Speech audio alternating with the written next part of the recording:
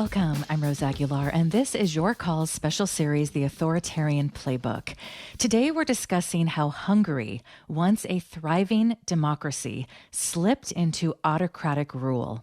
Since 2010, Prime Minister Viktor Orban, a Donald Trump ally, and his Fidesz party have consolidated power, dismantled checks and balances, and taken control of universities, civil society, and the media. The ruling Fidesz party now control 80% of the country's media, according to Reporters Without Borders. Club Radio, the last major independent radio station, was banned in 2021. Last week, Indomedia, a pro-Orban group, bought Blick, Hungary's most read tabloid, which has published many pieces on alleged corruption. The Guardian reports that staffers were shocked. The purchase comes less than 6 months before April's general election. Polls show that Viktor Orban and his party have a real challenger for the first time in more than a decade. In 2022, the U.S. Conservative Political Action Conference was held in Budapest. Viktor Orban told Republicans to, quote, have your own media. It is the only way to point out the insanity of the progressive left, end quote. CPAC also held their conference in Hungary last year and this May. The CPAC Hungary site says Hungary has become the epicenter of the global fight against globalism. And then there are social issues. Abortion is legal up to 12 weeks in Hungary, but those seeking abortions must listen to, quote, fetal vital signs and take part in mandatory counseling sessions. Hungary ranks among Europe's worst countries for access to contraception and family planning, according to the European Policy Atlas. Women with 4 or more children in Hungary are exempt from paying personal income taxes for life. Hungary's constitution says children should be raised in accordance with values based on Hungary's constitutional identity and Christian culture. In 2022, Hungary banned any discussion of gender and sexual diversity in schools, the media, and advertising. In April, Hungary's parliament passed an amendment to the constitution stating that it recognizes 2 sexes, prohibits same-sex adoption, bans public events by LGBTQ plus communities, and allows authorities to use facial recognition tools to identify people who attend those events. In June, tens of thousands of people defied the ban by taking part in Budapest Pride. Hungary is a small Central European country with 9.5 million people. Joining us to talk about what we can learn from what has happened in Hungary and to talk about effective resistance and what's to come are 2 guests. Dr. Gábor Scheiring is assistant professor of comparative politics at Georgetown University in Qatar. Professor Scheiring was a Green Party member of the Hungarian Parliament from 2010 to 2014, where he advocated for a socially just transition to sustainability. He pursued his PhD in sociology from the University of Cambridge, where he explored the intersection of economic shocks, inequality, and democratic resilience. His book, The Retreat of Liberal Democracy, examines how working class dislocation and business elite co-optation foster illiberalism. Professor Scheiring is working on 2 books. One explores the politics of deaths of despair and democracy, and another focuses on the structural forces behind the rise of authoritarianism populism. And Professor Scheiring joins us from Qatar. Hi, Professor Scheiring. Thank you so much for joining us. Hey, thank you very much for having me. We're also joined by András Pethő, a Hungarian journalist and co-founder and director of Direct 36, an independent investigative news outlet. Direct 36 is one of the very few outlets in Hungary that are not under the government's influence. In 2014, András Pethő resigned from Origo, one of Hungary's leading independent news outlets, after management pressured journalists to drop stories that the government did not like. András has worked with the BBC World Service and the Washington Post. His award-winning reporting has focused on corruption and the rise of Prime Minister Orban, earning him Hungary's prestigious Soma Prize twice. He's been a World Press Institute Fellow and a Nieman Fellow at Harvard University. András first interviewed Orban in 2006 and has not interviewed him since. And András Pethő joins us from Budapest. Hi, András. Thank you so much for joining us. Hi, thank you so much for having me.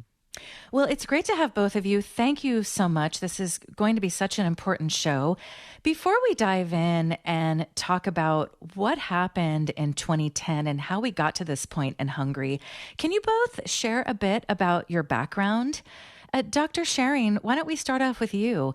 Why did you decide to get into politics? It's interesting to learn that you were a Green Party member of the Hungarian Parliament in 2010, and that is when we saw these major changes with Orban and the Fidesz party.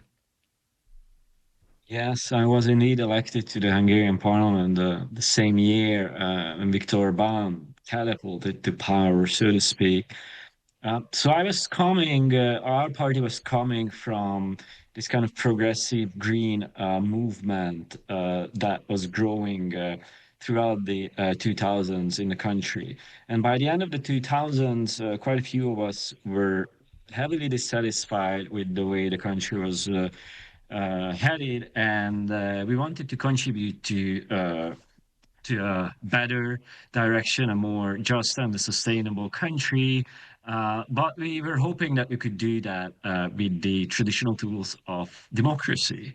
But alas, Orbán Viktor had other plans, so we found ourselves very early on fighting against his autocratic rule. But my personal motivation come from this kind of 2000s activist subculture, and also my family background, which is a kind of I grew up in a working class family, and the 90s wasn't kind of the best period in the life of my family, both financially and also health wise. So you mentioned one of the books that I'm working on is on how economic shocks influence people's health, and that's what I've seen in the country. And by the way, this is, I think, also playing out in parts of the U.S. So this health inequalities also fuel the rise of illiberalism. But maybe we get to talk about that briefly later on.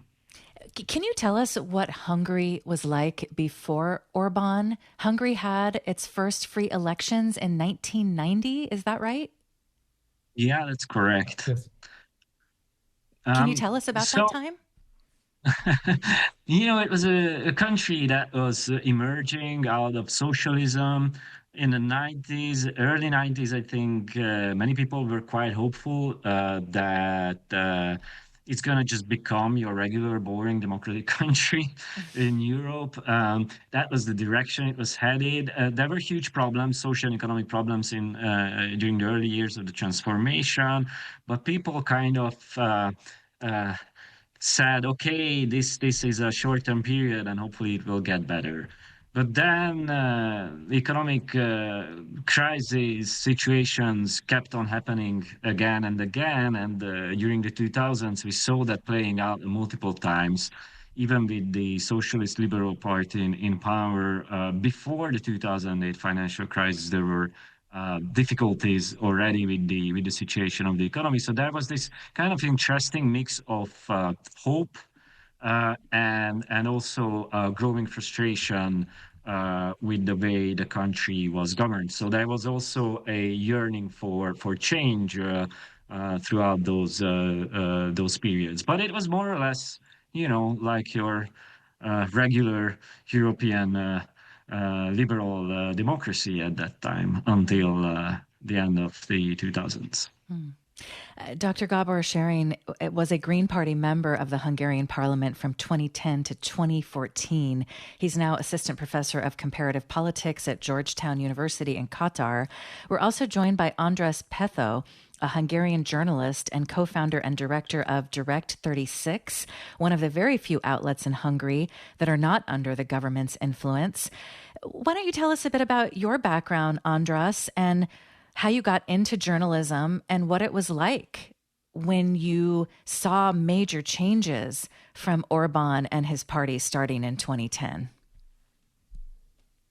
So I got my first real journalism job in 2002, and that was the year when the first term of Viktor Orban ended, because he was in power between 98 and 2002, and he lost that election in 2002, which was quite unexpected.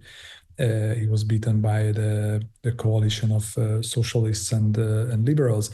But in fact, I started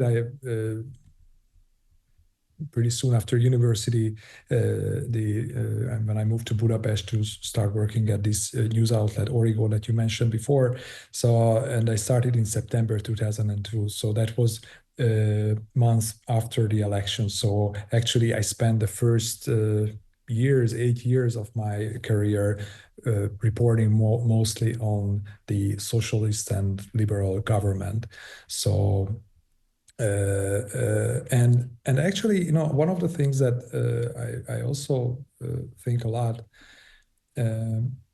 that why was it so easy for Viktor Orban to build up his regime, and why was it so easy to dismantle for him the democratic institutions?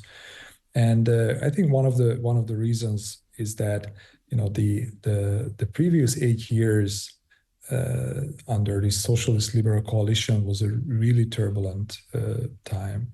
There was a lot of maybe they were on the progressive side when it was when it came to like social values and ideas, but it was a pretty incompetent and also quite corrupt government. So, and their rule, they almost, the country almost went bankrupt during the 2008 financial crisis. It was one of the first, countries that needed help from the IMF and the European Commission. So I think it was not a surprise that Viktor Orban could come back with a bang, with a landslide in 2010. And also probably people didn't really care so much about the institutions because they didn't feel that they're protected them or served them well in the previous years. I was curious about that, András, because Hungary has about 9.5 million people. Do you know how many people are eligible to vote and how many people do vote in your elections? Oh, actually, yeah, that's I don't know, the top of my head, but yeah, I mean, of course, you can exclude, I don't know, maybe like 1.5, 2 million people, but maybe Gabor knows these figures better than me, and the turnout is. I think the highest turnout we had was in 2002, actually, and I think it was like 70% back then. But in general, for the general elections, it's between 60 and 70. I hope I'm not wrong. Yeah, I think there are kind of Professor 8 million Scheiring. people, more or less. I'm also not fully aware, cognizant of the actual numbers, but let's say around 8 million. And more or less it fluctuates around 5 million, the number of people who actually turn out to vote. I'm always curious about this because in the United States, we often hear that half of the country voted for Trump when that's not true. Half the country actually did not vote. So it's about 28% voted for Trump. Professor Scheiring, can you also talk about what allowed Viktor Orban to move in these directions in 2010? And when he started consolidating power, what was the response from the media and from Hungarians? Yeah, I think András was really referring to a crucial phenomenon that is also I hinted at this mixture of hope and massive disillusionment with the country's elites. And a part of that disillusionment was related to how people felt alienated from mainstream liberal institutions. So the country had pretty decent constitution and all the kind of the institutional bits that you would associate with a well-functioning democracy were there. But yet people felt that neither those institutions and particularly those elites who always talk about defending democracy, that is the previous socialist liberal governing coalition, the majority of people felt that these elites and those institutions do not care for them. So why should they care about those institutions or about those elites? So that's really the situation that you want to avoid. It's not enough for a democracy to have these good institutions. People have to feel at home and listened to, and their voices need to be incorporated, and democracy has to also kind of perform socially and economically. And just to give you, I could give you thousands of numbers, but perhaps the best or one of the best numbers is if you look at the data from Piketty's International Inequalities Database, you can really trace individual incomes of different social categories in Hungary. So those of the lower and middle class, their real wage or real income around 2010 when Viktor Orbán was elected was still lower uh, uh, from where it was around the mid 80s. That is still like the last decade of socialism. So you have 2 decades of real income stagnation. It's a very similar situation like you had in the US in 2016 when Donald Trump was elected. You have a lot of working class, middle class anger directed against liberals or smallly and largely Democrats. So I think that's a crucial element. And this is what really was Viktor Orbán was capitalizing on. He could also build an alliance with parts of the economic elite who also felt kind of frustrated by heavy competition from foreign investors. Hungary is a small country, and the majority of its economy is owned and operated by foreign investors, mostly German corporations. So if you are just real regular Hungarian investor, you have to face this stiff competition. And some of them wanted economic nationalist protection from the state. And this is something that Viktor Orbán delivered. So he kind of could sell his regime to both these regular working class folks as well as parts of the economic elite.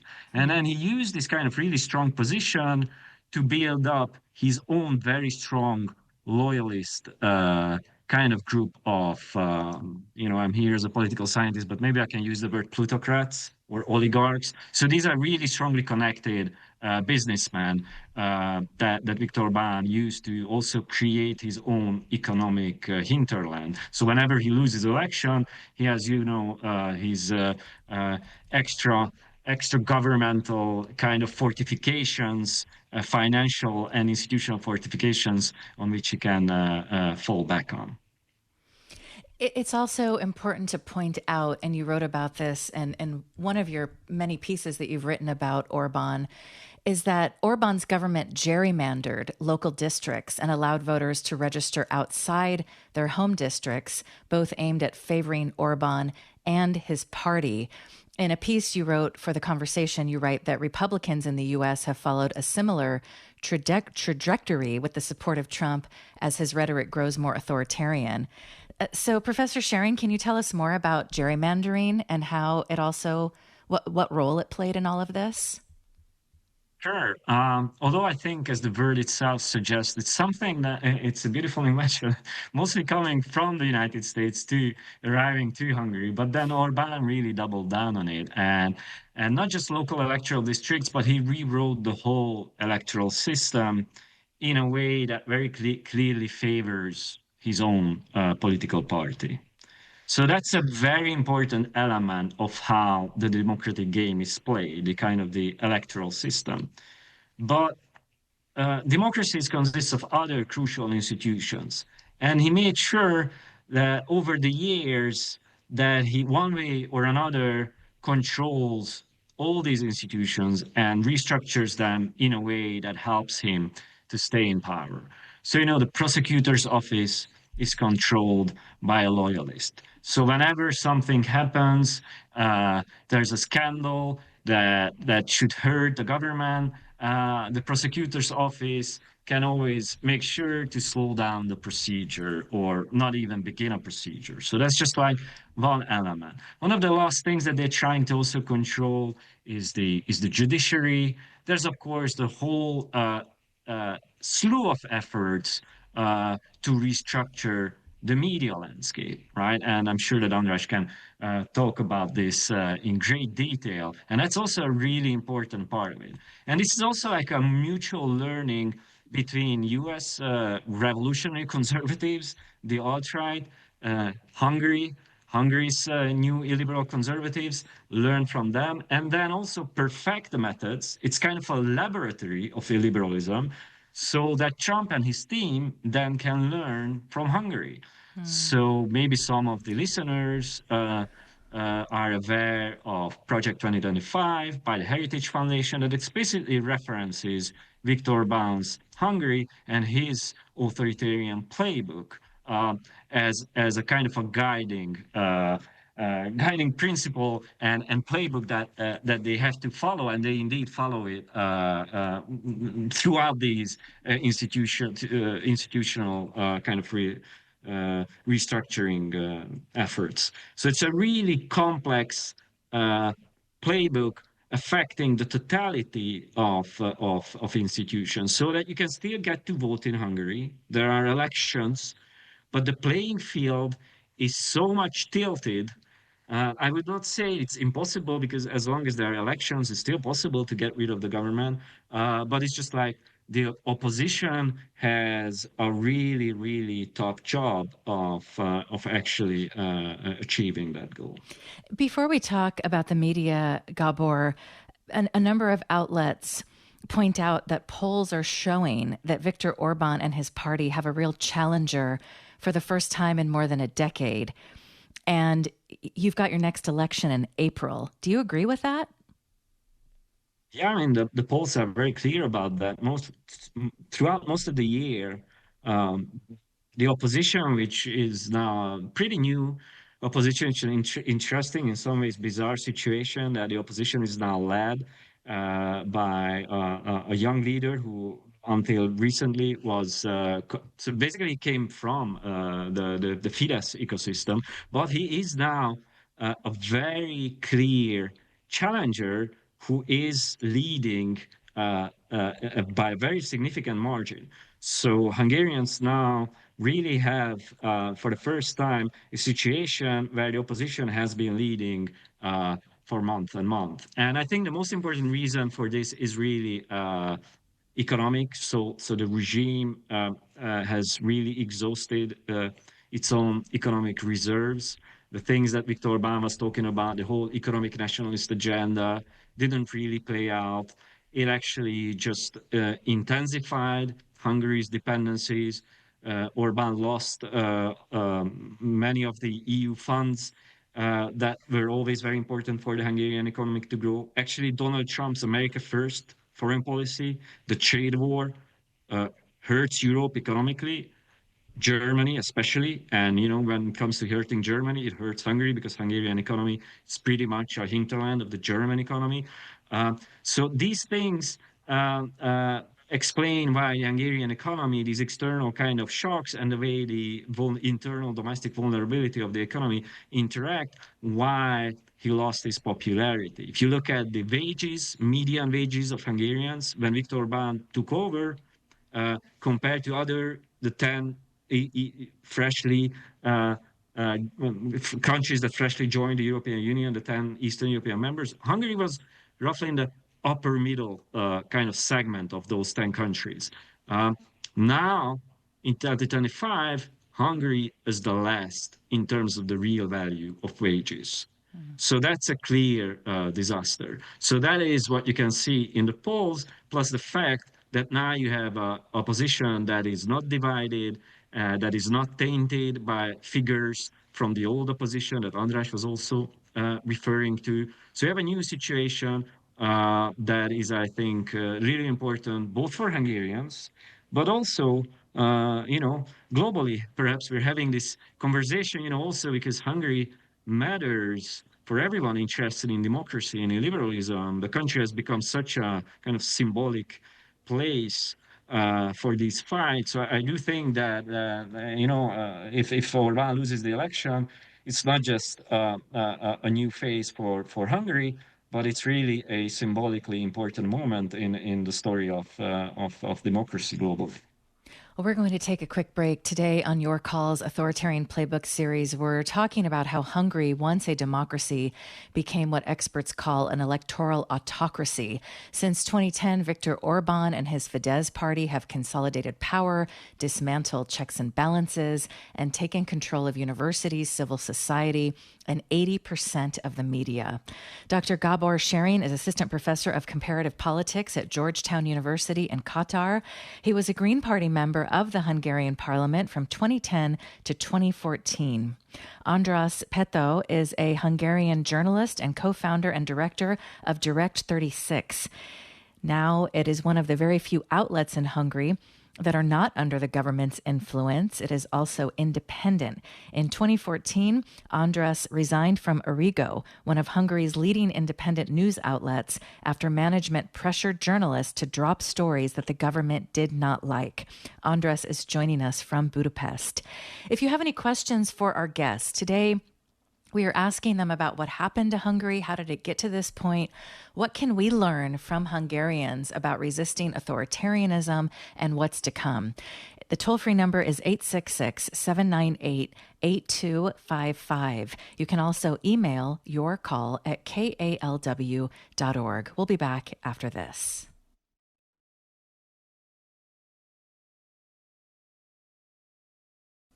This is Your Call's special series, The Authoritarian Playbook. I'm Rose Aguilar. Today, we are talking about Hungary, once a thriving democracy, slipped into autocratic rule. We're talking with two Hungarians about how Hungary got to this place and the lessons we can learn from Hungary about resisting authoritarianism and what's to come. You can join us at 866-798-8255. You can also email your call at kalw.org. Today, we're joined by Dr. Gábor Scheiring, assistant professor of comparative politics at Georgetown University in Qatar. He was a Green Party member of the Hungarian Parliament from 2010 to 2014. He's the author of The Retreat of Liberal Democracy.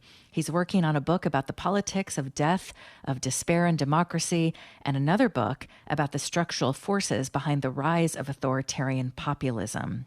We're also joined by András Pethő, a Hungarian journalist and co-founder and director of Direct 36, an independent investigative news outlet in Hungary. It is now one of the very few outlets in Hungary that are not under the government's influence.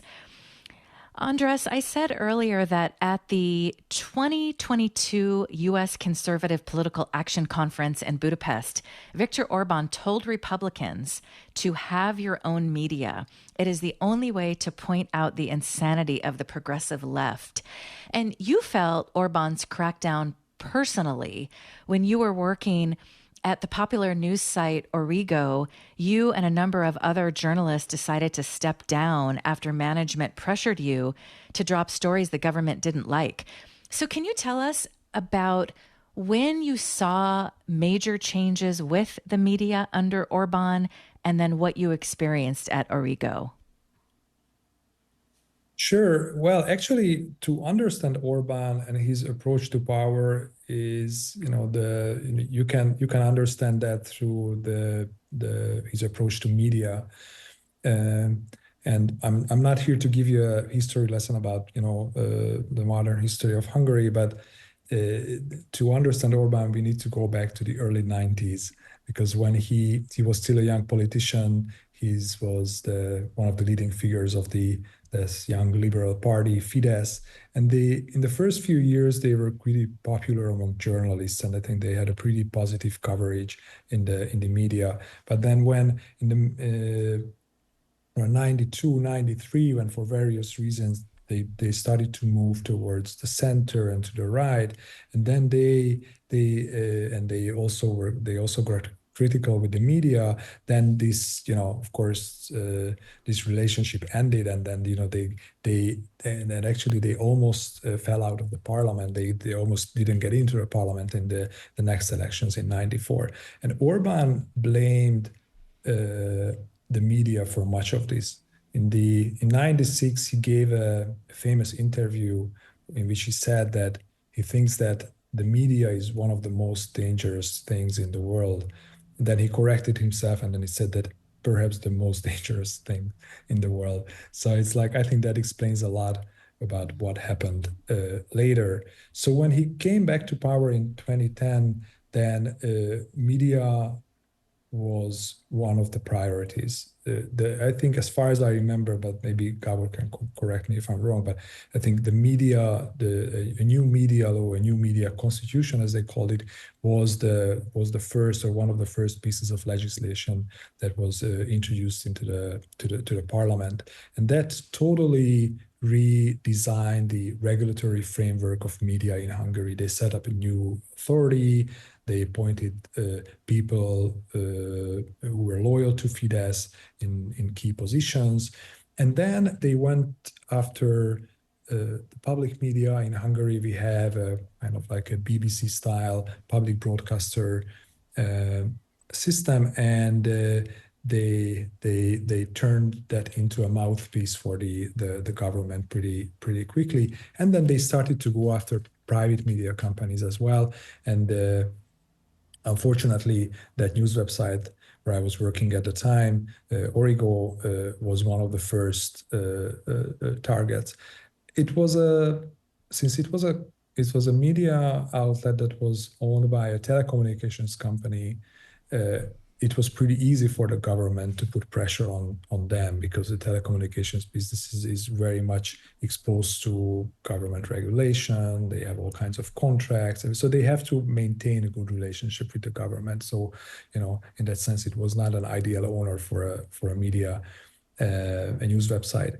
But anyhow, around 2013, we started to feel that even though Origo, this news website, had been a good place to do journalism for a long time, and that things changed, and then we felt that our own management started to put pressure on us. They were telling us not to pursue certain stories that were uncomfortable for the government, and it was clear that they did that because they were under pressure from the government or some politicians. And then when it was clear for us that we cannot continue doing our job independently, and we didn't have the editorial freedom anymore, then I resigned, and many other people resigned. And then actually the same scenario played out with various other outlets in Hungary. This has become a pattern, basically, that because then Origo, this news site, what happened to that was that it was sold to a pro-government company or pro-government businessman pretty soon after, and then that's what happened with many other outlets, and and some of these outlets were transformed into propaganda organizations, just like as it happened with Origo, or some other outlets were just shut down, like what happened with Népszabadság, which was the biggest opposition newspaper and biggest paper and opposition newspaper. It was shut down as part of a takeover operation. The Guardian reports, based on Reporters Without Borders, that while Hungarian journalists are not, or only rarely, subject to physical assault or unjustified police interrogation, the Hungarian state is the only European Union member to have arbitrarily monitored journalists using the Pegasus software. In addition, in the context of smear campaigns, journalists critical of the government are harassed online by supporters of the ruling party. So, András, you are co-founder and director of Direct 36. This is an independent investigative news outlet in Hungary, now one of the very few outlets. You're joining us from Budapest. What is it like for you and your colleagues? I'm looking at the English version of your site right now, and you all do such important work. I'll just mention a few of these stories. The government cracked down on expensive lending, but a loophole remained. Inside the fall of Viktor Orban's secret Brussels spy network. Laurent Mészáros, the wealthy friend of Viktor Orban, is behind a construction project of Orban's father. You've got links between the central bank scandal and the son of its former governor. So many important stories. So what is it like for you and your colleagues to report on these pieces today inside of Hungary? Yes, Hungary has become this strange place that it's obviously not a healthy, vibrant democracy anymore. but it's not a, it's not a totalitarian dictatorship either. So it's this in this gray zone. And what this means for journalists is that yes, you can still do this job, but you have to pay a price for that, and that price can be that, that was also not I was not planning my career this way, that I will, set up a new organization with my colleagues. And, I was just a reporter. I was just a journalist. I had no idea how to build an organization from scratch, especially in a hostile environment. So it took a lot of work and a lot of effort. But then the other price that you have to pay is, like, as you mentioned, the two of my colleagues were those journalists who two of my colleagues were also surveilled with the Pegasus spyware. So that's certainly not a pleasant experience.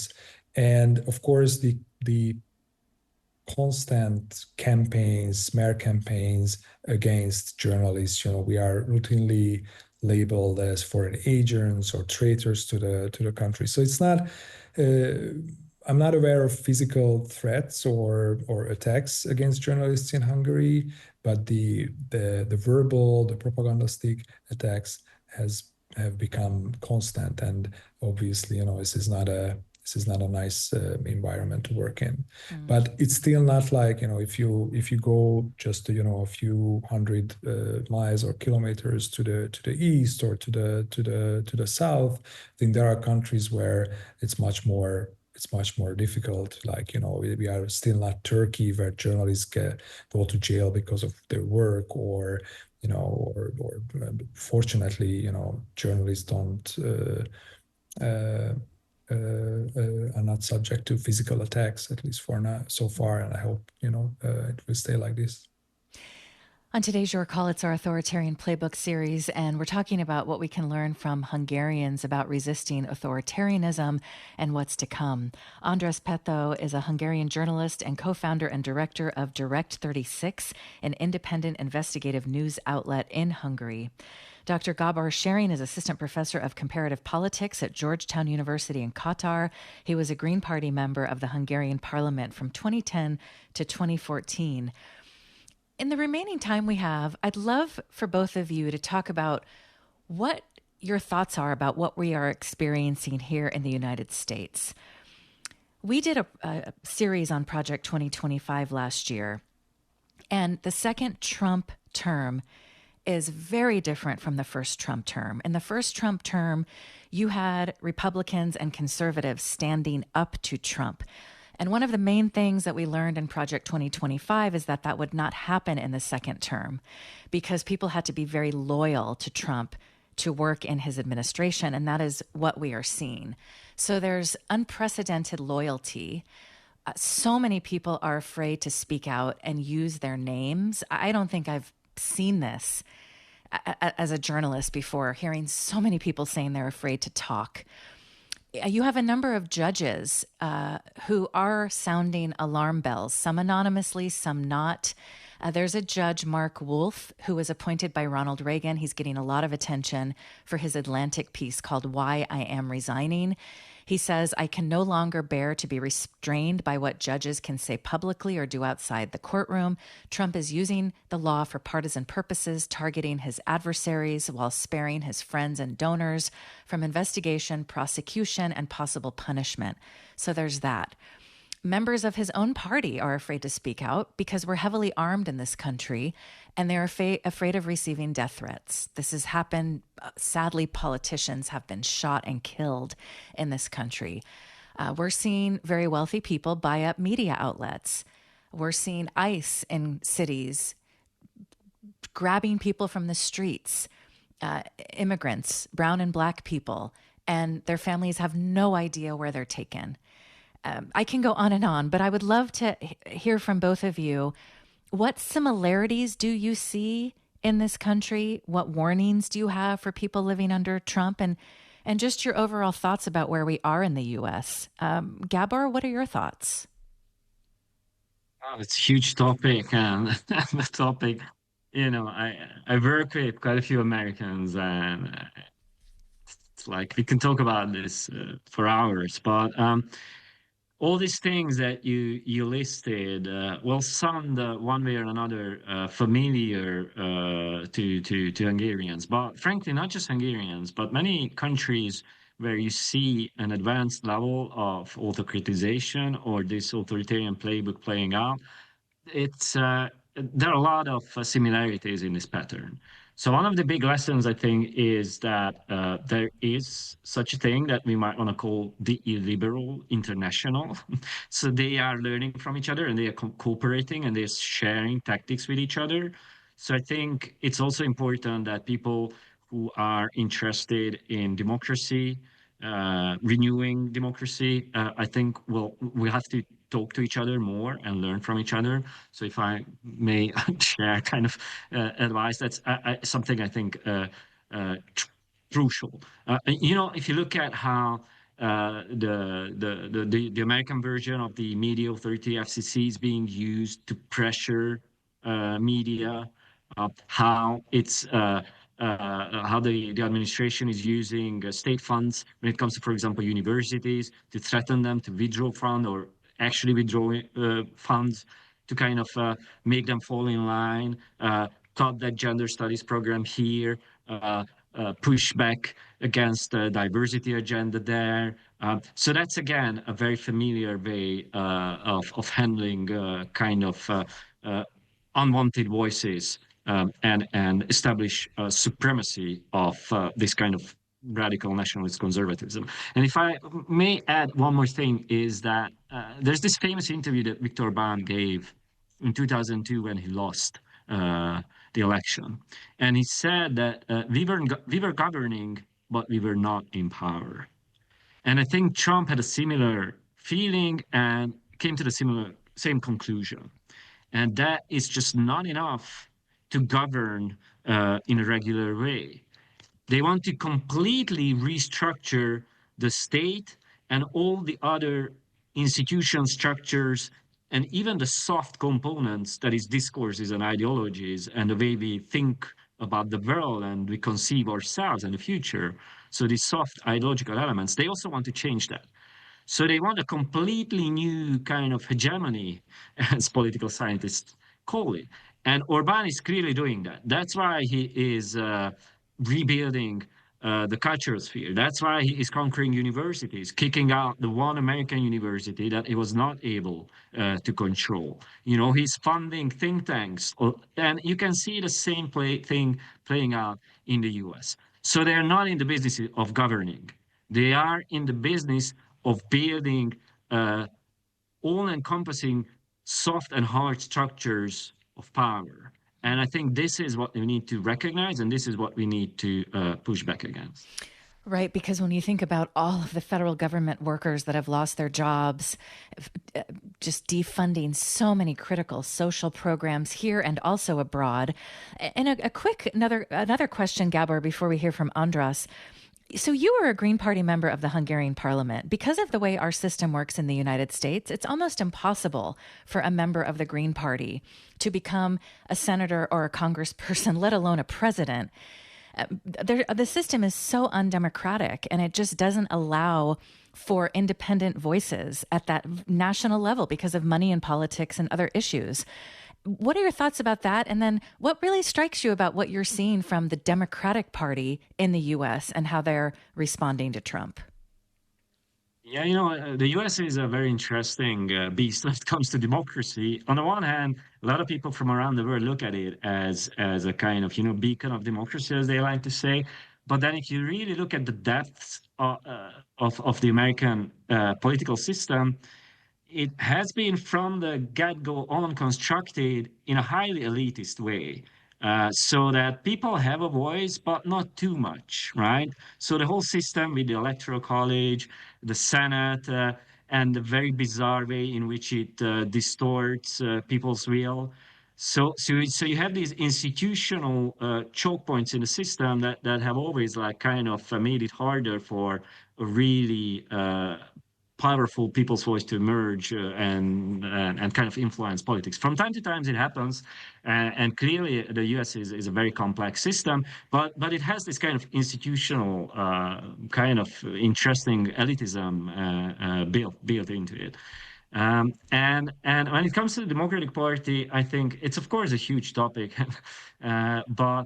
but one striking similarity that I would say is there in the way in which the Hungarian left has collapsed and the way in which the American Democrats have lost some of their base is their kind of deafness to certain social problems and economic frustrations that people have, and the willingness or the unwillingness to take those complaints seriously, to even denigrate and silence those concerns. So that's when you have a situation where, you know, in this classic Northwest Rust Belt, you had a lot of people moving, either not voting Democrats anymore or shifting to the Republican Party. That was crucial. Right. So I think what the Democrats need to kind of relearn is how to create a majority that goes beyond their kind of classic progressive strategy that is identifying minorities and then talking to those minorities specifically and hoping that that would add up. But this then led to the Democratic Party even losing out among Black Americans, among Hispanic Americans, right? So they have also moved to the Republican Party. And I think one of the reasons for that is that American voters don't just think in demographic terms. They have their economic pains, they have their social frustrations, they have their political alienation, and you need to take those issues seriously. And the problem is that the Democratic Party, now it's changing and there's a lot of interesting innovation going on, but still the kind of the status quo part, the mainstream part of the Democratic Party sounds too much like a force that is interested in protecting the status quo. And it's the same in Europe. The Democratic Party sounds like they want to protect the status quo, and it's the radical right that is offering a transformative agenda. And when people are frustrated with the way in which the economy goes, they're looking for a transformative party. And that's, you know, it's a lie that Donald Trump will fix the economy for average working or middle class Americans, but he manages still to sell himself like that. And this is something that we saw playing out in Hungary with the Socialist Party, the way it collapsed among working class Hungarians. So I think that's a crucial lesson to learn. András, we only have a few minutes left, but when Trump first came to power, you said in interviews that you got contacted by U.S. journalists who wanted some advice on how to cover someone like Trump. Now that we're in this second term and we're seeing a number of unprecedented moves by this administration, what are your thoughts today? I don't know if you pay attention to U.S. media and how they cover Trump, or if you have any thoughts on that. Yes, I do. I do pay attention, although I try to limit my, my daily dose of, Trump and Elon Musk related, news items. I mean, I also have to pay attention to other things in life and in the world.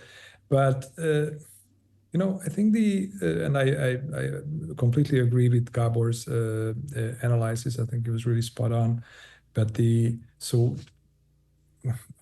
Hungarian media elite and the urban elite, I think they spent the first 10 years of the Orbán government or regime being outraged at the lines that were crossed, how the democratic institutions were dismantled, and the sad reality is that most people, or a lot of people, don't really pay attention to these stories or to these discussions, because